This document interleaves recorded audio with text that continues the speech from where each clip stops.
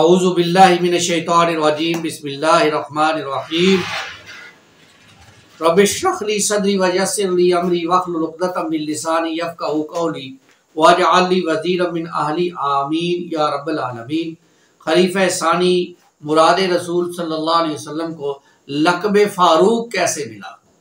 इस्लाम कबूल करने के बाद फ़ौरन ही सैयदना उमर फ़ारूक रज़ी अल्लाह तआला अन्हु अल्लाह के रसूल सल्लल्लाहु अलैहि वसल्लम की खिदमत में अर्ज़ किया, अल्लाह के रसूल क्या हम लोग हक पर नहीं हैं?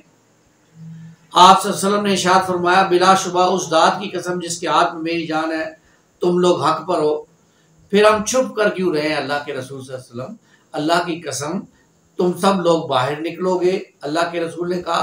सैयदना उमर जज्बा ईमानी से सरशार होकर बोले, जब रसूलुल्लाह सल्लल्लाहु अलैहि वसल्लम ने देखा कि उमर इस्लाम कबूल कर चुके हैं और आपके पीछे अल्लाह के शेर हमजा की ताकतवर शख्सियत भी मौजूद है और अब इस्लामी दावत इस मरहले पर पहुंच चुकी है कि जहां वो अपना दिफा करने और रास्ते की तकालीफ दूर करने की सलाहियत रखती है, तो आप सल्लल्लाहु अलैहि वसल्लम ने सैयदना उमर की तजवीज़ कबूल फरमाई। चुनाचे मुसलमान दो सफ़े बांध कर बाहर निकले। एक सफ के आगे सैयदना हमजा थे, जबकि दूसरी सफ की क़यादत सैयदना उमर फरमा रहे थे रज़ी अल्लाह तआला। जब मुसलमान मस्जिद हराम में दाखिल हुए, कुरैश की नजरें हमजा बिन अब्दुल मुत्तलिब और उमर बिन खत्ताब पर पड़ी तो उनके चेहरे मुरझा गए।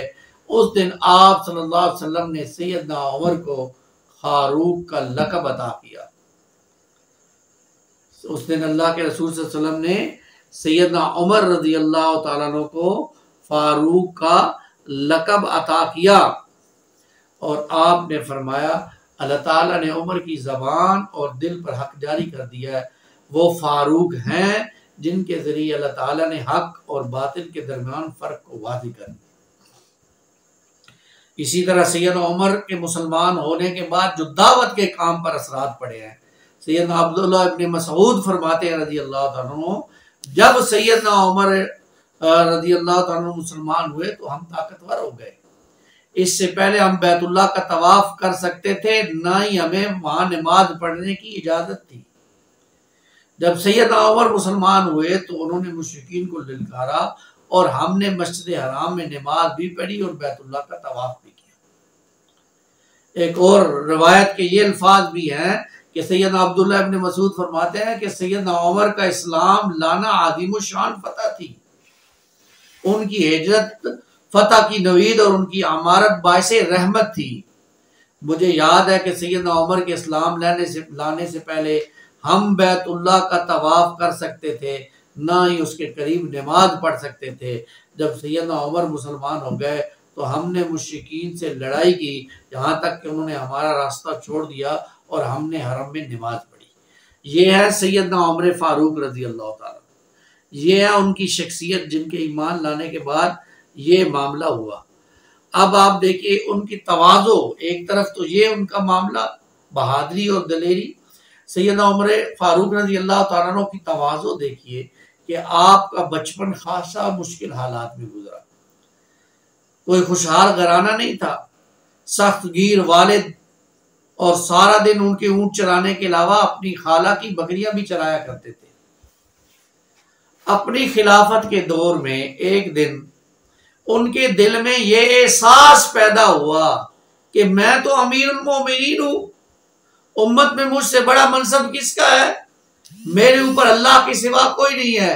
ये ख्याल आते ही उमर ने उन सारे सरदारों को और लोगों को बुलवाया। जब सारे लोग इकट्ठे हो गए तो अल्लाह अकबर कहकर मिंबर पर चढ़ गए, अल्लाह रब्बुल इज्जत की हम्दो सना बयान की, आप सल्लल्लाहु अलैहि वसल्लम पर दरूद शरीफ भेजा। उसके बाद कहने लगे, लोगों सुन लो, मैं उमर हूँ, मैं अपने बाप के ऊंट चराया करता था, मैं अपनी खाला की बकरियां चराया करता था, वो मुझे इसके एवज एक मुट्ठी भर खजूर दिया करती थी। ये क्यों? कि आपके दिल में ये ख्याल पैदा हुआ। हमने कभी अपने दिल के ख्यालों पर कभी देखा है कैसी कैसी बातें अंदर परवान चढ़ती रहती हैं, कैसी कैसी बातें अंदर परवान चढ़ती रहती हैं। हम में से मादत के साथ हम में से हर शख्स अपने अंदर फिरौन बना बैठा है। तकब्बुर की उस इंतहा पे है कि अल्लाह ही हमारी हिफाजत फरमाए। खुदारा अपने अंदर झांकिए। ये सहाबा के किस्से, ये सहाबा की शख्सियत, ये सहाबा की सीरत, ये सिर्फ मकसद सुनना और सुनाना नहीं है, मकसद हदायत हासिल करना है। और वो मकसद तभी हासिल होगा जब हम अपने अंदर झांकेंगे। अल्लाह मुझे और आपको इसकी तौफीक अता फरमाए। आमीन या रब्बल आलमीन।